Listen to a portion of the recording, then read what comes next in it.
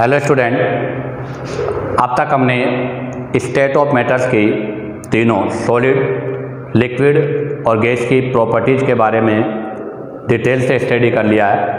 अब हम यहाँ पर सॉलिड, लिक्विड और गैस के बीच में कंपैरिजन पढ़ेंगे, अर्थात अब इन तीनों को हम एक टेबल फॉर्म में इनके बीच में डिफरेंस जो है उसके बारे में डिस्कस करने वाले हैं। तो देखिएगा, अब इस वीडियो लेक्चर का जो पॉइंट है, स्टेट ऑफ मैटर्स में सबसे पहला है सॉलिड्स, आपका सेकंड है लिक्विड्स और थर्ड आपका है गैसेज।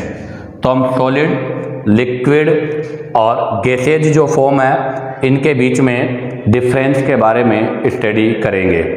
तो सबसे पहले अगर हम यहाँ से बात करते हैं तो इनके पॉइंट्स में सबसे पहले मैं इनका डायग्राम एक्सप्लेन करता हूँ। तो हमें पता है कि जो सॉलिड होता है उसमें आपके जो पार्टिकल्स होते हैं वो बिल्कुल क्लोजर होते हैं इस तरह से, और जब पार्टिकल्स अगर क्लोजर होंगे तो उनके बीच में पाया जाने वाला इंटरमोलिकुलर जो स्पेस है वो लेस होगा, और इंटरमोलिकुलर लेस होने की वजह से उनमें फोर्स ऑफ अट्रैक्शन जो होगा वो मोर होगा। जबकि अगर हम लिक्विड में बात करें तो लिक्विड में आपके जो पार्टिकल्स होते हैं वो सॉलिड के कंपेयर में थोड़े दूर दूर होते हैं, अर्थात फार होते हैं। तो इनके बीच में इंटर पार्टिकल्स डिस्टेंस सॉलिड के कंपेयर में ज़्यादा होती है, इसलिए इनमें पाया जाने वाला फोर्स ऑफ अट्रैक्शन जो होता है वो भी क्या होता है, लेस होता है। अब बात करें हम गैस की। हमें पता है कि गैस में जो आपके पार्टिकल्स होते हैं वो बहुत ही ज़्यादा दूर दूर होते हैं, बहुत ही ज़्यादा दूर दूर होंगे, अर्थात उनके बीच में डिस्टेंस बहुत फार है, और डिस्टेंस बहुत ज़्यादा होने की वजह से उनमें इंटर पार्टिकल डिस्टेंस मोर है, तो उनमें पाया जाने वाला अट्रैक्शन फोर्स भी लेस होगा। तो हम क्या लिखेंगे, तो इसके लिए हम लिखेंगे, देखिएगा, इंटर पार्टिकल्स डिस्टेंस नेग्लिजिबल है, अर्थात बहुत लेस है, और इस वजह से यहाँ पर हम लिखेंगे क्या, फोर्स ऑफ अट्रैक्शन जो है वो हाई है। अब आप देखो लिक्विड में इनके बीच में ये जो स्पेस है वो ज़्यादा है compare to solid. Inter particles distance more compare to solid, solid के कंपेयर में ज़्यादा है, और सॉलिड के कंपेयर में ज़्यादा होगा तो इनके बीच में जो फोर्स ऑफ अट्रैक्शन है वो भी लेस होगा। तो इस वजह से यहाँ पर फोर्स ऑफ अट्रैक्शन जो है वो लेस है। जबकि गैस में देखो आप, गैस में पार्टिकल्स के बीच में जो इंटर पार्टिकल डिस्टेंस है वो और भी ज़्यादा है। इंटर पार्टिकल्स डिस्टेंस जो है वो बहुत ही ज़्यादा है, सबसे ज़्यादा है, और अगर सबसे ज़्यादा है तो इनके अंदर फोर्स ऑफ अट्रैक्शन जो है वो सबसे लेस है। फोर्स ऑफ अट्रैक्शन जो है वो सबसे लेस है। अब हम यहाँ से इनके स्ट्रक्चर के बारे में स्टडी कर चुके हैं, तो अब इससे हम इनके की पॉइंट्स के बारे में स्टडी करते हैं। तो हमारा सबसे फर्स्ट जो की पॉइंट है वो है शेप। अब आप देखो, इसके अंदर फोर्स ऑफ अट्रैक्शन हाई है, तो पार्टिकल्स हाईली क्लोज होंगे और एक फोर्स में बंधे हुए होंगे। अगर वो एक फोर्स में बंधे हुए हैं और उनके बीच में अट्रैक्शन फोर्स है, हाई अट्रैक्शन फोर्स है, तो उनका जो शेप है वो क्या होगा, फिक्स होगा। तो ध्यान रखना, इनका शेप क्या होता है, फिक्स होता है, अर्थात डेफिनेट शेप होता है। अब बात करते हैं लिक्विड। लिक्विड में इंटर पार्टिकल डिस्टेंस ज़्यादा है, इसलिए फोर्स ऑफ अट्रैक्शन कम होगा, और फोर्स ऑफ अट्रैक्शन कम होने की वजह से इनका जो शेप होता है वो फिक्स नहीं होता। इनका जो शेप है वो फिक्स नहीं है। इनका जो शेप होता है वो किसके अकॉर्डिंग होता है, कंटेनर के अकॉर्डिंग। तो अकॉर्डिंग टू कंटेनर, जिस भी बर्तन में हम इसको डालते हैं उसी के अकॉर्डिंग इनका शेप हो जाता है, और इनके अंदर भी और भी ज़्यादा डिस्टेंस है, इसलिए इनका भी फिक्स जो शेप है वो पॉसिबल नहीं है। तो केवल सॉलिड का शेप फिक्स है, बाकी इनका सॉलिड से फिक्स नहीं है। क्यों नहीं है? क्यों? क्योंकि इनका जो शेप है वो इंटरमोलिकुलर मतलब इंटर पार्टिकल डिस्टेंस ज़्यादा होने की वजह से नहीं होता। नंबर टू में अगर हम बात करें, इनका शेप फिक्स नहीं है, तो शेप से रिलेटेड एक पॉइंट आता है बाउंड्रीज का। तो नंबर 2 हम डिस्कस कर रहे हैं बाउंड्री। अगर इनका फिक्स शेप है तो हमें पता है इनकी जो बाउंड्री होगी बेटा वो भी क्या होगी, फिक्स होगी। तो इनकी बाउंड्री फिक्स होती है। बट आपको पता है कि लिक्विड का शेप अगर फिक्स नहीं है तो इनकी बाउंड्री फिक्स नहीं होगी और इनकी भी बाउंड्री फिक्स नहीं होगी। तो सॉलिड के लिए हम लिखेंगे नो फिक्स बाउंड्री, और इसके लिए भी हम क्या लिखेंगे, नो फिक्स बाउंड्री। तो दोनों में ही बाउंड्रियां फिक्स नहीं होती। क्यों? क्योंकि आपको पता है इनकी शेप कंटेनर के अकॉर्डिंग चेंज हो जाती है, और कंटेनर के अकॉर्डिंग चेंज होने की वजह से इनकी बाउंड्रियां भी चेंज हो जाएगी। अब आता है नंबर 3। नंबर 3 में अगर हम बात करें तो नंबर 3 आता है आपका वॉल्यूम। अब आप देखिएगा सॉलिड का शेप फिक्स है और इसके अंदर जो पार्टिकल्स है उनमें अट्रैक्शन फोर्स अच्छा है, इस वजह से इनका जो वॉल्यूम होगा वो वॉल्यूम भी हमेशा क्या होता है, फिक्स होता है। तो ध्यान रखना सॉलिड का जो वॉल्यूम होता है वो फिक्स होता है, बट लिक्विड जो होता है उसका वॉल्यूम जो है वो फिक्स होता है। क्यों? हालांकि इनका शेप फिक्स नहीं है बट इनका वॉल्यूम फिक्स है। अर्थात अगर मैंने 1 लीटर किसी गिलास में जो पानी है उसको अगर बाल्टी में डाला है तो वो भी 1 लीटर ही होगा, उसका वॉल्यूम चेंज नहीं होगा। तो ध्यान रखना लिक्विड जो होता है उसका वॉल्यूम भी क्या होता है बेटा, फिक्स होता है, बट शेप फिक्स नहीं होती। लेकिन अगर हम गैस की बात करें तो गैस का वॉल्यूम और गैस का शेप दोनों ही फिक्स नहीं होते। ऐसा क्यों? क्योंकि गैस अगर सिलेंडर में है तो सिलेंडर की शेप की होगी और सिलेंडर में जितनी गैस भरती है उतनी होगी। बट अगर उस गैस को हम बाहर निकालेंगे तो बाहर निकालते हुए पूरे कमरे में फैल जाएगी, तो कमरे में फैलने से उसका वॉल्यूम भी क्या हो जाएगा, बढ़ जाएगा। तो इसका मतलब क्या हुआ कि इनका वॉल्यूम भी क्या नहीं होता, फिक्स नहीं होता। तो गैस का वॉल्यूम भी फिक्स नहीं है, गैस की बाउंड्री भी फिक्स नहीं है, गैस का शेप भी फिक्स नहीं है। और अगर हम गैस के वॉल्यूम की बात करें तो बेटा गैस का जो वॉल्यूम होता है वो हमेशा कंटेनर का वॉल्यूम होता है। जिस कंटेनर में आप गैस को भर रहे हो उसके वॉल्यूम के बराबर ही हम गैस का वॉल्यूम मानते हैं। तो इसका मतलब ये हुआ कि सॉलिड के सब कुछ फिक्स है, शेप भी फिक्स है, बाउंड्री भी फिक्स है, वॉल्यूम भी फिक्स है, बट गैस की बाउंड्री, वॉल्यूम और शेप तीनों ही फिक्स नहीं होते। अब हम डिस्कस करेंगे पॉइंट नंबर 4। पॉइंट नंबर 4 में आता है डेंसिटी। डेंसिटी का मतलब हो गया m/v अर्थात मास पर यूनिट वॉल्यूम। तो अगर डेंसिटी की बात करें तो आप देखो यहाँ पर फोर्स ऑफ अट्रैक्शन ज़्यादा है। अगर यहाँ फोर्स ऑफ अट्रैक्शन ज़्यादा होगा तो आपको पता है सॉलिड की डेंसिटी क्या होगी, हाई होगी। तो ध्यान रखना इनकी डेंसिटीज क्या होती है, हाई होती है, और इनकी डेंसिटी हाई होने के कारण ये हेवी भी होते हैं। तो दे आर हेवी, मतलब ये वजन में बहुत भारी होंगे क्योंकि इनकी डेंसिटी ज़्यादा है। इनकी डेंसिटी ज़्यादा क्यों है? क्योंकि इन पे फोर्स ऑफ अट्रैक्शन ज़्यादा है। फोर्स ऑफ अट्रैक्शन ज़्यादा क्यों है? क्योंकि पार्टिकल्स पास पास में है। अब बात आती है लिक्विड। लिक्विड की जो डेंसिटी होती है वो सॉलिड के कंपेयर में लेस होती है। तो आप क्या लिखोगे, लेस डेंसिटी देन सॉलिड, अर्थात इनकी जो डेंसिटी होती है वो सॉलिड के कंपेयर में लेस होती है। अब हम बात करें किसकी, गैस की। हमें पता है कि गैस में पार्टिकल दूर दूर है, फोर्स ऑफ अट्रैक्शन लेस है, तो इसका मतलब इनके अंदर पाई जाने वाली डेंसिटी सबसे वीक होती है। तो गैसेज जो होती है उनकी डेंसिटी सबसे कम होती है और सॉलिड की डेंसिटी सबसे ज़्यादा होती है। अब आप यहाँ से इसका स्क्रीनशॉट लीजिएगा।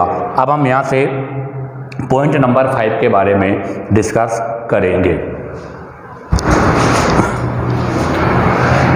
तो देखिएगा अब हम डिस्कस करेंगे नंबर 5। अगर नंबर 5 में हम बात करें तो नंबर 5 में आपका आता है force of attraction. Attraction force की बात करने जा रहे हैं हम। तो अभी साफ साफ लिखा हुआ है कि सॉलिड में फोर्स ऑफ अट्रैक्शन क्या होता है, बहुत हाई होता है या स्ट्रॉन्गेस्ट होता है। क्यों? क्योंकि पार्टिकल्स के बीच में डिस्टेंस बहुत कम है। लिक्विड में सॉलिड के कंपेयर में तो लेस है, बट गैस के कंपेयर में मोर होता है। तो हम लिखेंगे weaker force of attraction than solids. Solid के कंपेयर में लेस है, बट मोर देन गैसेज, लेकिन गैसेज के कंपेयर में ज़्यादा है। और अगर गैस की बात करें तो पता है आपको, गैसों में पाए जाने वाला फोर्स ऑफ अट्रैक्शन सबसे वीक होता है, क्योंकि उनमें इंटर पार्टिकल डिस्टेंस ज़्यादा होती है। अब हम बात करेंगे पॉइंट नंबर 6, कंप्रेसिबिलिटी।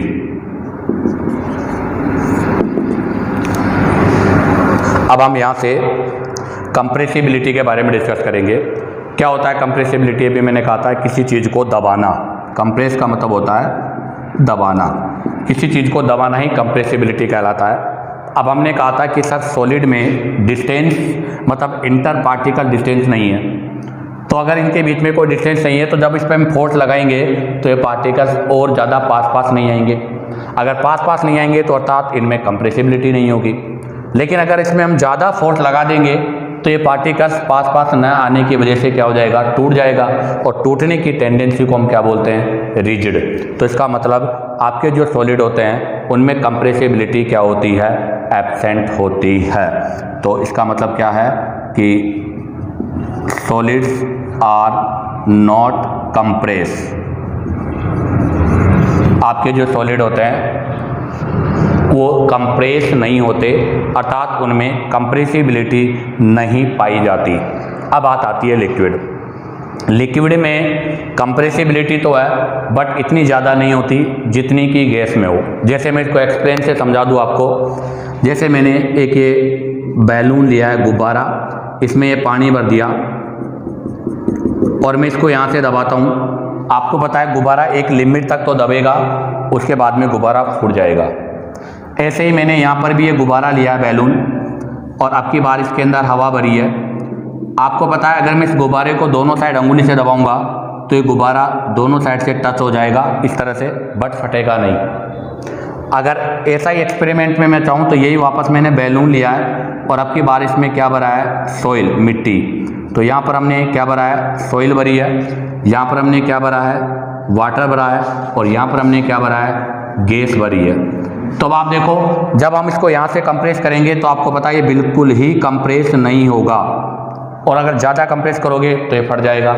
इसमें थोड़ा बहुत तो ये कंप्रेस होगा, अर्थात इतना अंदर तक चला जाएगा, बट इससे ज़्यादा कंप्रेस नहीं हो सकता। बट कि ये तो बहुत ज़्यादा कंप्रेस हो जाएगा, अर्थात दोनों अंगुलियाँ आपकी आपस में टच हो सकती है। तो इसका मतलब क्या हुआ कि सॉलिड में कंप्रेसिबिलिटी नहीं होती, गैस में सबसे ज़्यादा होती है और लिक्विड में होती है, बट इतनी ज़्यादा नहीं होती। तो इसके लिए हम क्या लिखेंगे? Easily compress able. तो ये आपके क्या होते हैं? ईजिली कंप्रेस एबल होते हैं। और अगर इसके लिए हम लिखें तो क्या लिखेंगे? तो इसके लिए लिखा जाएगा liquid can not be compressed much, लेकिन ये ज़्यादा कंप्रेस नहीं होते। अब आप यहाँ से इसका स्क्रीनशॉट लीजिएगा। अब हम नेक्स्ट प्रॉपर्टी नंबर 7 के बारे में डिस्कस करेंगे। तो देखिएगा, अब हम डिस्कस करेंगे पॉइंट नंबर 7, और पॉइंट नंबर 7 में आपका आता है डिफ्यूजन। हमें पता है कि डिफ्यूजन क्या होता है। तो डिफ्यूजन का मतलब होता है इंटरमिक्सिंग। डिफ्यूजन का मतलब होता है बेटा इंटरमिक्सिंग। अब बताओ इंटरमिक्सिंग कब होगी? जब पार्टिकल्स के बीच में स्पेस होगा। अगर पार्टिकल्स के बीच में स्पेस नहीं है तो इंटरमिक्सिंग नहीं होगी। अब आप बताओ सॉलिड, लिक्विड और गैस में से किसके अंदर सबसे ज़्यादा डिस्टेंस है? गैस में। तो डिफ्यूजन भी सबसे ज़्यादा किस में होगा? गैस में। और सबसे कम किस में है? सॉलिड में। तो इसका मतलब सॉलिड में क्या होगा? एब्सेंट होगा। तो डिफ्यूजन की अगर मैं बात करूँ तो ये आएगा do not diffuse. Solid diffuse नहीं होते। क्यों? क्योंकि इनके अंदर कोई भी इंटर पार्टिकल डिस्टेंस नहीं है। अगर मैं लिक्विड की बात करूं तो इनमें डिफ्यूजन होता है किसके कंपेयर में? सॉलिड के कंपेयर में मोर होता है। तो यहाँ लिखा जाएगा मोर देन सॉलिड्स।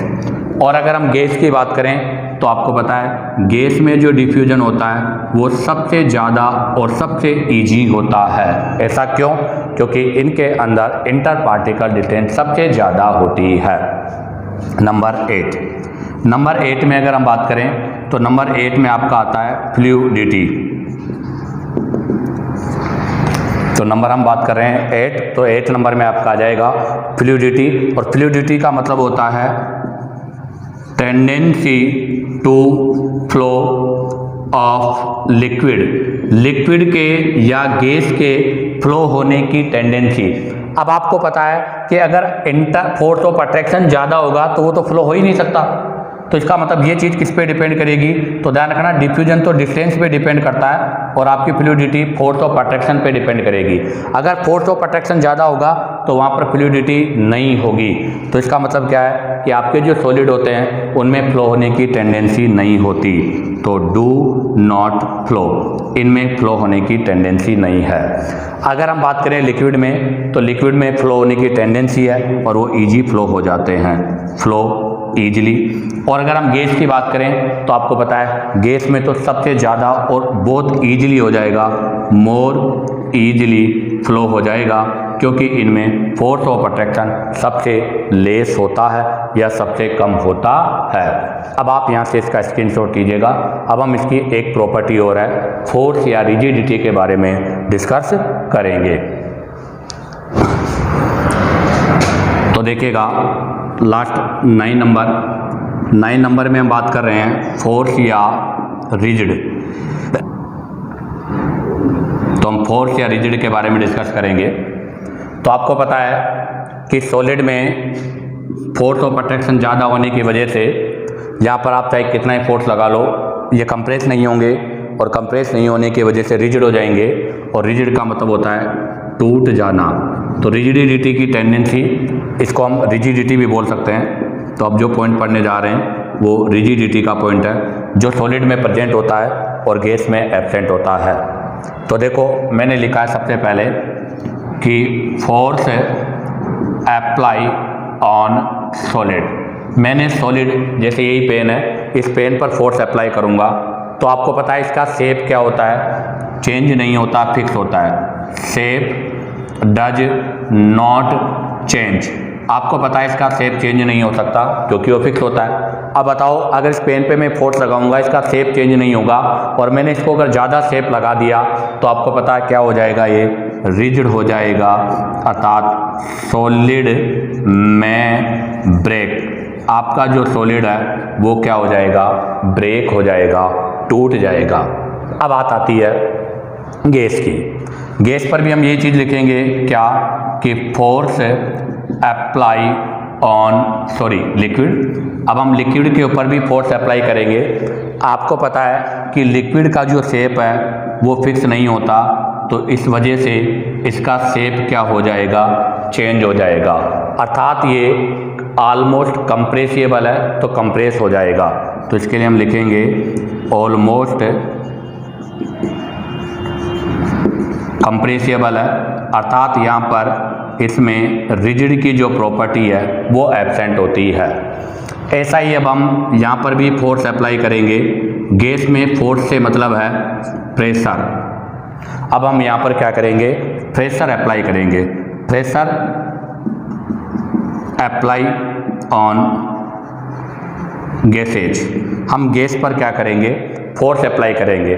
आपको पता है गैस का भी शेप फिक्स नहीं होता, तो यहाँ पर भी इसका शेप क्या हो जाएगा, चेंज हो जाएगा।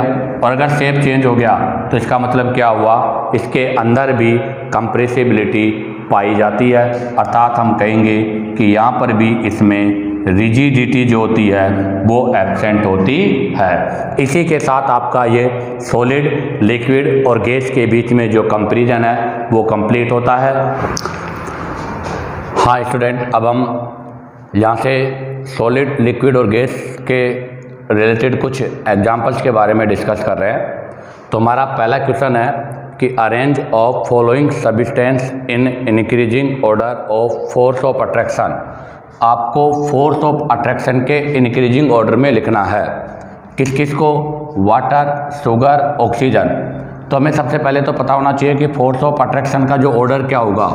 तो ध्यान रखना, फोर्स ऑफ अट्रैक्शन का जो ऑर्डर होता है वो सबसे ज़्यादा होता है सॉलिड में, उसके बाद होता है लिक्विड में और सबसे कम होता है गैस में। ऐसा क्यों?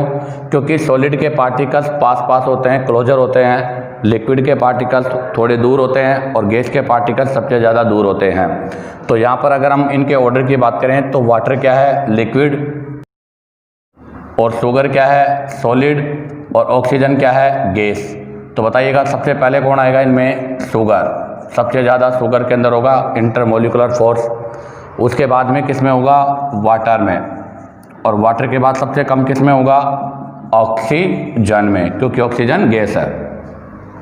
इसी से रिलेटेड हमारा क्वेश्चन नंबर 2 है कि arrange of following substance in increasing order. Increase order में लिखना है किसका? इंटरमोलिकुलर फोर्स ऑफ अट्रैक्शन, इनके बीच में पाए जाने वाला इंटरमोलिकुलर फोर्स ऑफ अट्रैक्शन का ऑर्डर लिखना है।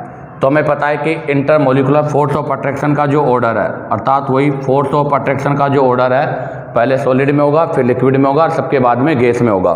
अब आप देखो यहाँ पर सोल्ट, सोल्ट का मतलब क्या है? सॉलिड। वाटर, वाटर का मतलब क्या है? लिक्विड। CO2, CO2 का मतलब क्या है? गैस। तो बताओ सबसे ज़्यादा किस में होगा? सॉल्ट में। सॉल्ट के बाद किस में होगा? वाटर में। और वाटर के बाद सबसे कम किस में होगा? CO2 में, क्योंकि CO2 गैस है और गैस के पार्टिकल्स क्या होते हैं? दूर दूर होते हैं, इसलिए इनमें फोर्स ऑफ अट्रैक्शन क्या होता है? लेस होता है। Next question number 3। Next question number 3 भी इसी से रिलेटेड है कि arrange in intermolecular force of attraction of water form. अर्थात ये वाटर की फॉर्म दे रखी है, इनके अंदर आपको, मतलब हमें वाटर की जो 3 फॉर्म होती है, हमें पता है वाटर 3 फॉर्म में एग्जिस्ट करता है। वाटर की इन तीनों फॉर्म को हम उनके इंटरमोलिकुलर फोर्स ऑफ अट्रैक्शन में लिखेंगे। तो हमें पता है कि वाटर जो होता है वो सॉलिड फॉर्म में जब होता है तो सॉलिड फॉर्म में वाटर क्या बन जाता है? आइस बन जाता है। जब वो लिक्विड फॉर्म में होता है तब आपको पता है किस फॉर्म में रहता है? वाटर में रहता है। और जब वो गैस फॉर्म में आ जाता है तो आपको पता है क्या बन जाती है? स्टीम, अर्थात उससे वेपर बन जाती है। तो बताओ इनके बीच में इंटरमोलिकुलर फोर्स ऑफ अट्रैक्शन क्या होगा? तो हमें पता है सबसे ज़्यादा अट्रैक्शन फोर्स होगा आइस, सॉलिड है। उसके बाद किस में होगा? वाटर में, लिक्विड है। और सबसे कम किस में होगा? स्टीम में, क्योंकि स्टीम क्या है? स्टीम तो गैस है, गैस में पार्टिकल्स क्या होंगे? दूर दूर होंगे, तो यहाँ पर फोर्स ऑफ अट्रैक्शन भी क्या होगा? लेस होगा। अब आप यहाँ से इसका स्क्रीनशॉट लीजिएगा। अब हम नेक्स्ट एग्जाम्पल्स के, नेक्स्ट क्वेश्चन के बारे में डिस्कस करेंगे। तो देखिएगा next question number 4, physical state of water. आपको बताना है वाटर की फिजिकल स्टेट क्या है। At 0 degree centigrade temperature, 50 degree centigrade temperature और 100 डिग्री सेंटीग्रेड टेम्परेचर, अर्थात हमें वाटर का डिफरेंट डिफरेंट टेम्परेचर पर उसका स्टेट बताना है। अब हमें पता है कि जो वाटर होता है उसका बॉइलिंग पॉइंट, वाटर जो होता है उसका बॉइलिंग पॉइंट, बॉइलिंग पॉइंट का मतलब होता है उबलना, उबलना। तो इसका मतलब वाटर कितने पॉइंट पर उबल जाता है? तो वाटर का बॉइलिंग पॉइंट होता है बेटा 100 डिग्री सेंटीग्रेड, और 100 डिग्री सेंटीग्रेड उसका बॉइलिंग पॉइंट है, अर्थात इस टेम्परेचर पर वो बॉइल हो जाता है, उबल जाता है, अर्थात वो किस फॉर्म में आ जाता है? गैस फॉर्म में आ जाता है, अर्थात वहाँ पर क्या बन जाती है? उसकी स्टीम बन जाती है। अब आती है बात नंबर 2, वाटर का मेल्टिंग पॉइंट। मेल्टिंग पॉइंट का मतलब होता है पिघलना, मेल्टिंग पॉइंट का मतलब होता है बेटा पिघलना। तो बताओ वाटर कितने टेम्परेचर पर पिघलना स्टार्ट होता है? तो वाटर आपके 0 डिग्री सेंटीग्रेड पर क्या होता है बेटा? पिघलना स्टार्ट हो जाता है। तो इसका मतलब वो जब 0 डिग्री सेंटीग्रेड पर होगा उस समय किस फॉर्म में होगा? सॉलिड, अर्थात आइस की फॉर्म में होगा। किस फॉर्म में होगा बेटा? आइस की फॉर्म में होगा। तो बताइएगा वाटर का बॉइलिंग पॉइंट, अर्थात वाटर जिस टेम्परेचर पर उबलता है वो होता है 100 डिग्री, जहाँ पर वो गैस फॉर्म में हो जाता है। और वाटर का जो मेल्ट पॉइंट है, अर्थात वाटर जिस टेम्परेचर पर पिघलता है वो है 0 डिग्री, जहाँ पर वाटर सॉलिड अर्थात आइस की फॉर्म में होता है। तो बताओ 0 डिग्री, 50 और 100 डिग्री पर उसकी कौन कौन सी स्टेट होगी? तो हमें पता है ए 0 है, तो 0 पर तो कौन सी फॉर्म में होगा? सॉलिड, और सॉलिड के अंदर क्या है? आइस। अब आता है बी है 50 का मतलब क्या होगा? वो आपके लिक्विड फॉर्म में होगा। कौन सी फॉर्म में होगा? लिक्विड, और लिक्विड के अंदर क्या होगा? वाटर होगा। और सी के अंदर वो 100 पर है, 100 का मतलब वो कौन सी फॉर्म में होगा, गैस, और गैस का मतलब क्या होगा, स्टीम, अर्थात वो स्टीम की फॉर्म में होगा। अब आप यहाँ से नेक्स्ट क्वेश्चन नंबर 5 के बारे में डिस्कस करेंगे। तो देखो अब हम compressibility, density, diffusion, fluidity, intermolecular force, इनके इंक्रीजिंग ऑर्डर में लिखेंगे सॉलिड, लिक्विड और गैस को। तो देखो कंप्रेसिबिलिटी का मतलब होता है दबाना, और आपको पता है कि जिसके बीच में इंटरमोलिकुलर स्पेस ज़्यादा होगा उसकी कंप्रेसिबिलिटी ज़्यादा होगी, अर्थात उसको हम आसानी से दबा सकते हैं। हमें पता है कि सॉलिड में पार्टिकल्स क्लोजर होते हैं, लिक्विड में थोड़े दूर होते हैं और गैस में बहुत ज़्यादा दूर होते हैं, अर्थात गैस के जो पार्टिकल्स होते हैं इनके बीच में स्पेस सबसे ज़्यादा है, इसलिए इनमें कंप्रेसिबिलिटी सबसे ज़्यादा होगी।